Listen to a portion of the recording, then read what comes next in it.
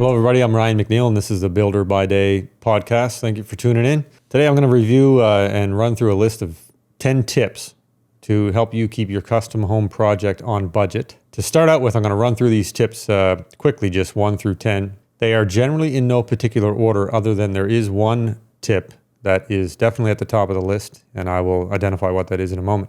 But these tips are just to help you better manage your custom home project's finances and ensure that you get the home that you want without the financial strain of being over budget.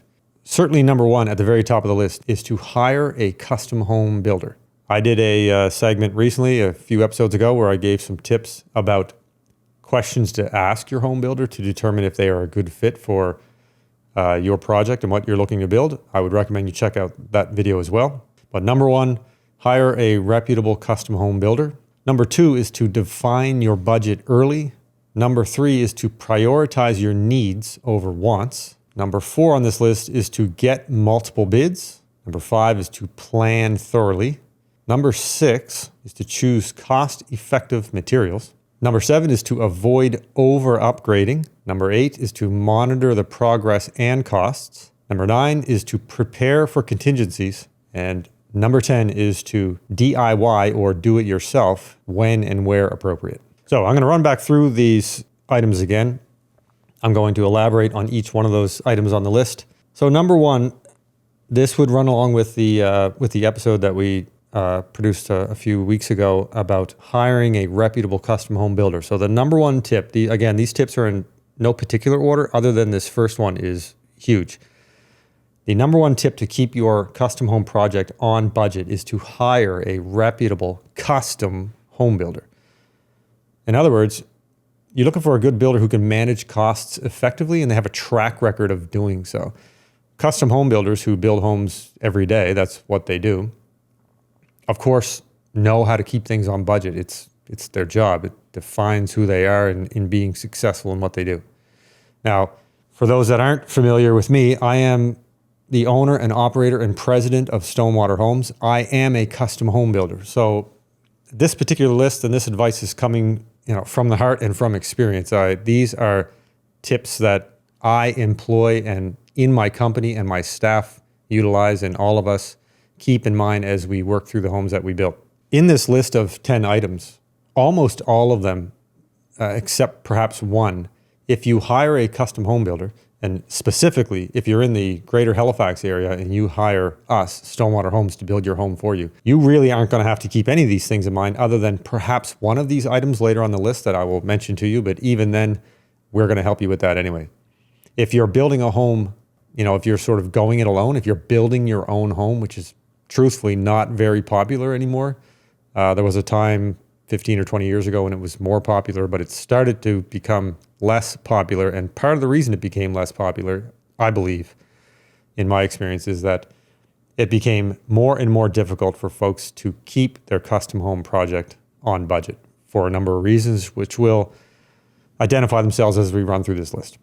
I'm going to jump around a little bit, but I want to just start with the number one tip again, of course, is to hire a reputable custom home builder. And when you do so, there are some things that are going to take place that builder is going to do. But for the rest of this list, I'd like you to imagine that you didn't do tip number one. You didn't hire a reputable custom home builder. You're going it alone. It makes more sense to visualize this list if you imagine that you're building your own home. So you have decided to go ahead and build your own home. And in the early stages, one of the tips that I have for you, tip number two, is to define your budget early. This is something that we will do with customers when we meet with them to discuss building a home. But if you're going it alone, what we're talking about here is to determine your total budget at the outset, including contingency fund for unexpected costs.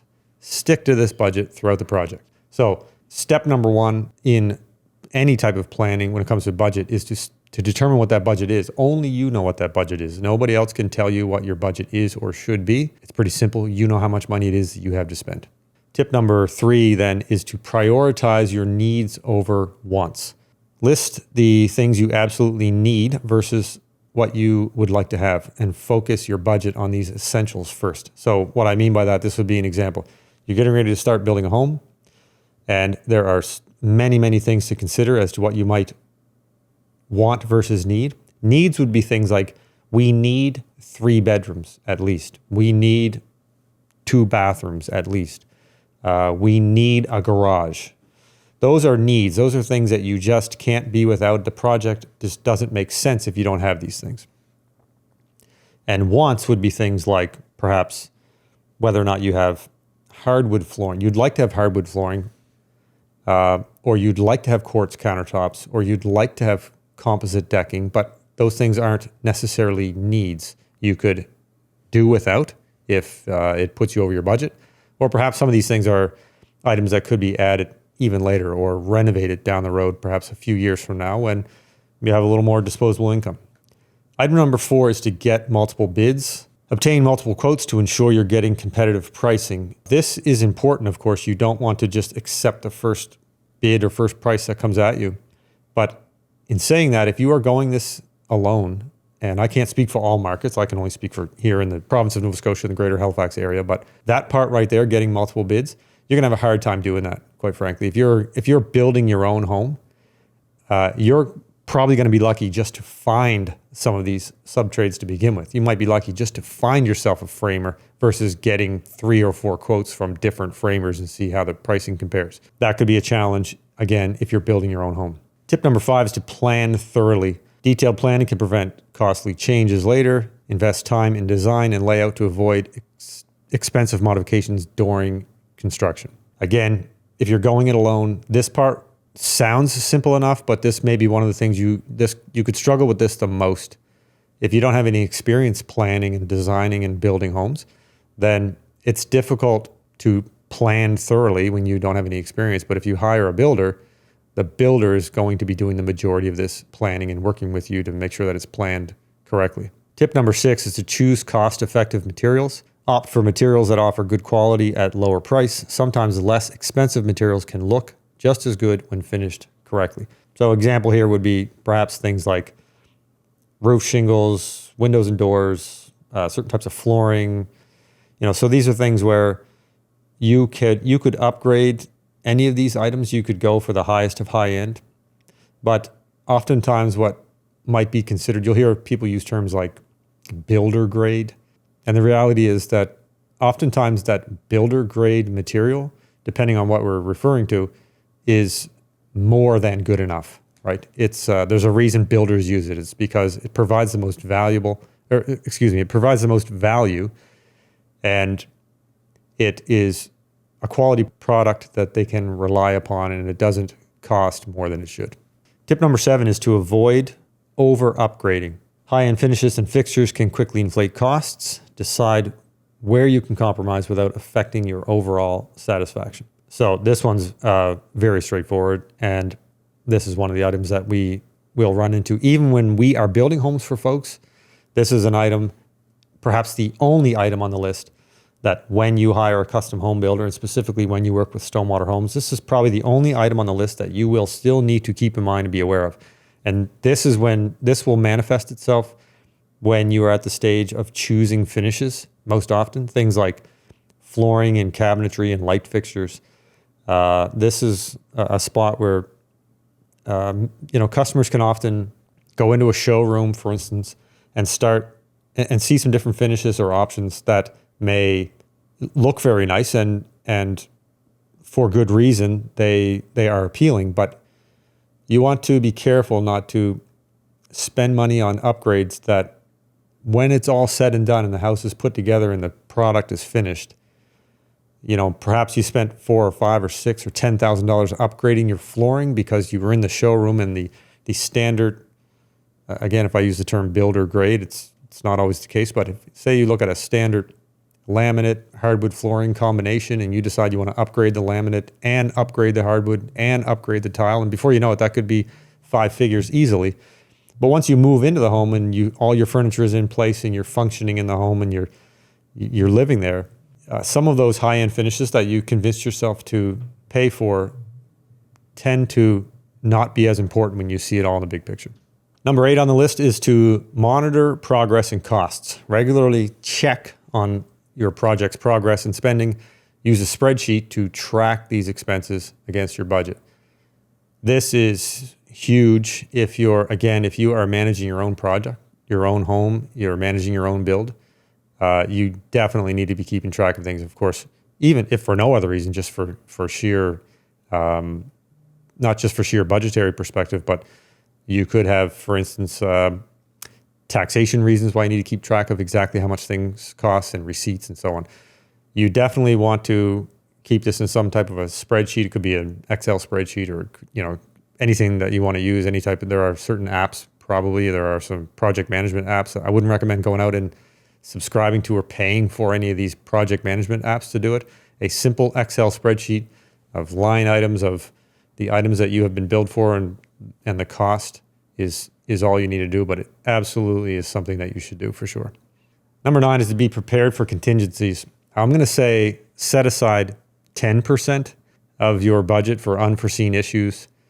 This prevents budget overruns when unexpected expenses arise. Now, again, this is when you're building your own home. If we're building a home for you and you have a custom, a turnkey home builder who has given you guaranteed pricing, then there's probably no need to keep 10% of your additional budget set aside for contingencies. But it's a good idea if you're managing your own project, because nothing will cause you more stress in a build than at some point realizing that you are going to run out of money. I've seen it happen. It's devastating to people who have ventured down the path of building their own home, and some point prior to the home being finished, they realize that they're just going to run out of cash to do this. That's not a position you want to be in. And number 10, the last tip, is to DIY or do it yourself where appropriate. If you have the skills and the time, consider doing some of the work yourself, like simple things like site cleanup or basic landscaping perhaps, but only if it saves you money without compromising quality. I put this tip in here because perhaps it could apply. The reality is there's probably not much you're going to be able to do yourself to save money unless you are a tradesperson, perhaps. You're building your own home and you're an electrician by trade, or you're a framer by trade, or a trim person, whatever it might be. Then of course you're going to do that part, and that's going to save you some money. But not many people are floating around through life these days with a high level of skill in any of those particular aspects of construction who are not already in construction. If you're building with a home builder, certainly if you're building with us here at Stonewater, this isn't an option anyway. Not many home builders are going to permit their clients to do any of the work themselves. There are a number of reasons why: insurance reasons, safety, even just quality control. You can open a can of worms with this if you have homeowners in the mix and providing some work. So I want to run back through that. There are some things those are the 10 tips. But now I just want to have a general conversation and summarize a little bit of this in a little more detail as we run through it. So for clients that we build for at Stonewater Homes, again, I will reiterate that these tips to keep your project on budget are not as relevant to you as they are to somebody who is building their own home. The aspects of this that would apply to our customers would be, number 1, hire a reputable custom home builder. That's us. And then number 2 and 3, which are to define your budget early and to prioritize your needs over wants. We are going to help you do that. We are actually we're going to sit with you at the early stages. This is when we are discussing what you'd like to build and the details and what you need and what you want versus, the things that you'd like to have, for instance, versus the things that you must have. We're going to help you with this at the planning stage. We will need to know what your budget is so that we can help you design a plan and specifications that are going to fit within that budget. And we will help you prioritize your needs over wants if that's something you need help with. And then the only other item on this list, if we are building your home for you, that you will need to be aware of, but again, we will help you with, is to not over upgrade. And again, this would happen perhaps at stages when you are choosing finishes like flooring, cabinets, light fixtures, exterior living spaces, even some landscaping upgrades that some folks might make. There are many things that you can upgrade in a house, of course. When we build a custom home for folks, we provide them with an opportunity to make upgrades throughout the process. But more importantly than that, when we build a home, a custom home or any home for what we refer to as a pre-sold client, so that means we're building a home for a client from scratch. This isn't a home that was already under construction. It wasn't partially finished or nearing completion.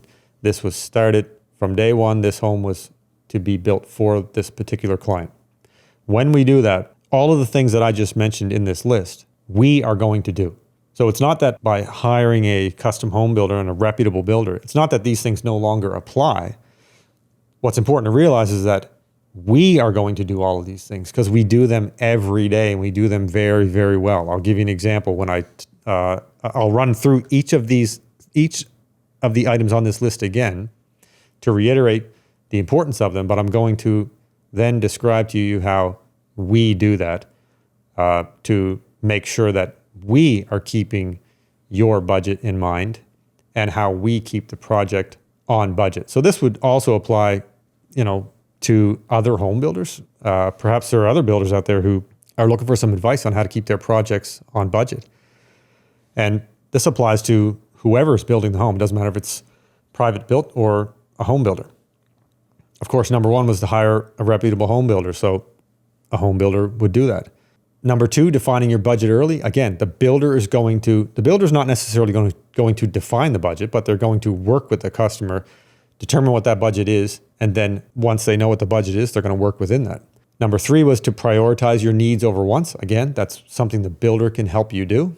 And that is something that a good builder can truly help you do. A good builder can sit with you, or a builder's representative can sit with you and discuss things that you tell the builder what you need, and you tell them what you'd like to have or things that you'd want. And the builder can help you work through some of that. And this happens quite often that we'll have conversations with clients, and perhaps toward the end of the conversation, they have a better idea of what really is an absolute need versus what it is a want. Number four was to get multiple bids. Now, again, if you're building your own home, you're probably going to have a lot of difficulty doing this anyway, because you're going to have trouble just getting multiple bids from whatever it is that you're looking for. You're going to have a hard time finding tradespeople. Tradespeople don't like providing bids to begin with. But home builders do this by pre-existing relationships that we have with our tradespeople. And we're constantly what we refer to as keeping them honest. So we have tradespeople and suppliers who provide us with labor and material for the homes that we build. We have good working relationships with these folks, and oftentimes we have more than one. So we do this every day. We could have a home that we're getting ready to build, especially if it's the more custom the project, the more you might see this. We will send part of our process, anyone that we've built for can attest to this. Part of our process as we move through is once we've designed the home and we've identified exactly what it is that the specifications that are to be included, we then send it out for pricing. There are certain folks in our world that we need to get pricing from to ensure that our estimates are accurate, because when we put your contract together to move forward, we guarantee the pricing.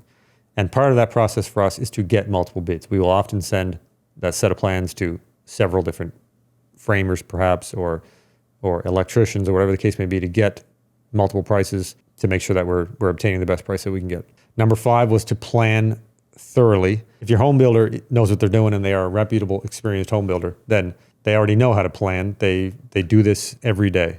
Number six was to choose cost-effective materials. And again, a home builder who's doing this every day, this is what we do for a living, we have already determined which products and materials we want to use and we should use to provide the best value to our customers. Keeping in mind, we're not looking to sacrifice quality in doing so. We're trying to hit the sweet spot of which products provide the best quality for the best price, which in other words, provide the best value to the customer. Number seven was to avoid over upgrading.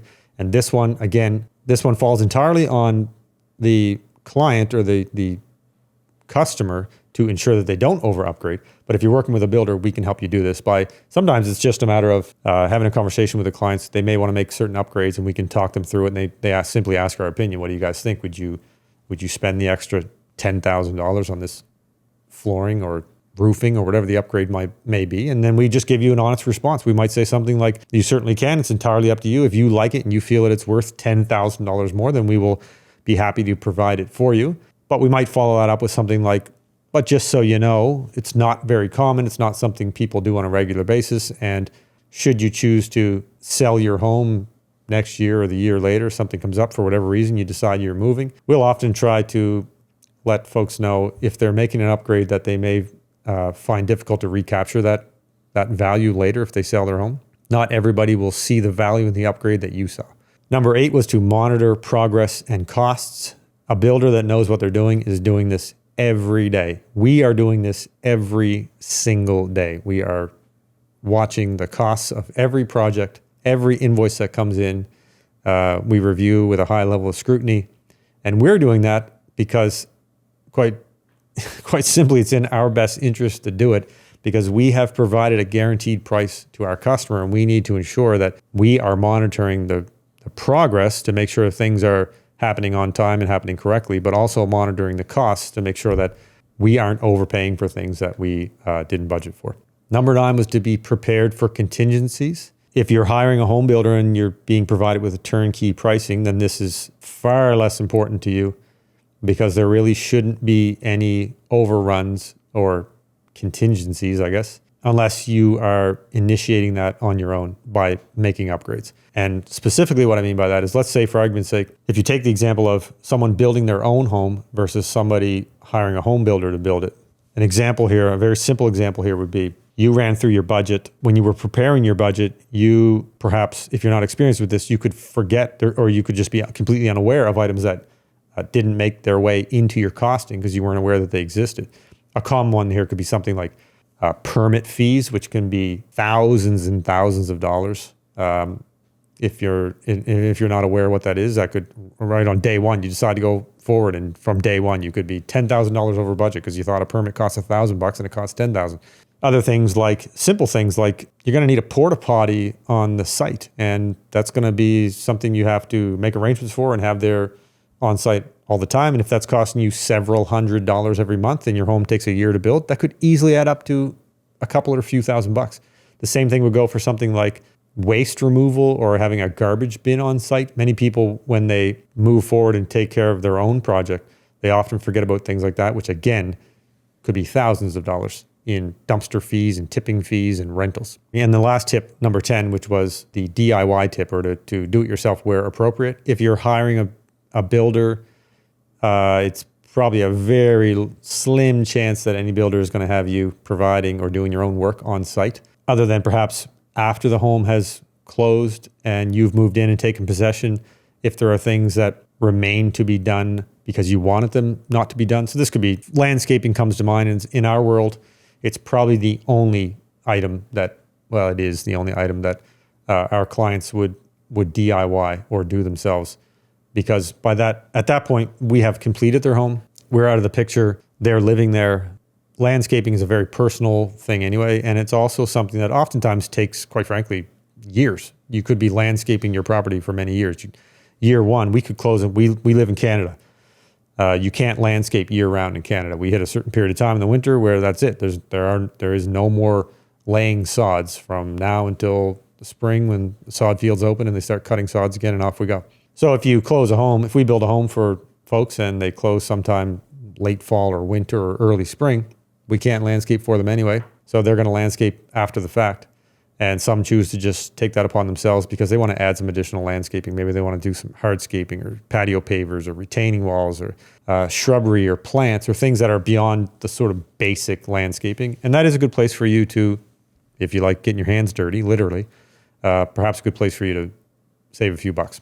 Okay, that's 10 tips for keeping your custom home project on budget. Please don't forget that tip number 1 is by far the most important, which is to hire a reputable custom home builder and look for a home builder that is going to provide you with guaranteed pricing, contractual written pricing.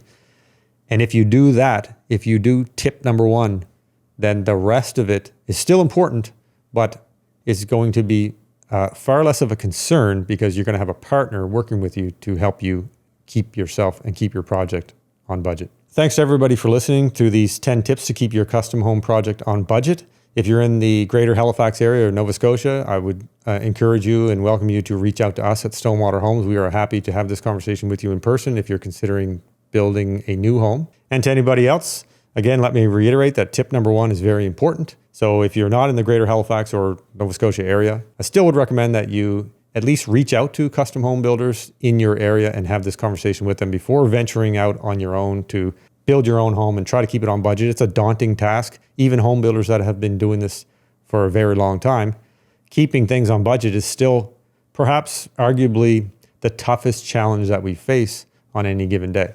Thank you for tuning in today, and please like and subscribe. If you have any questions, feel free to drop them in the comments section below. And if you'd like to discuss your next custom home project in the greater Halifax area, please reach out to us at Stonewater Homes and we'll be happy to answer any questions that you have.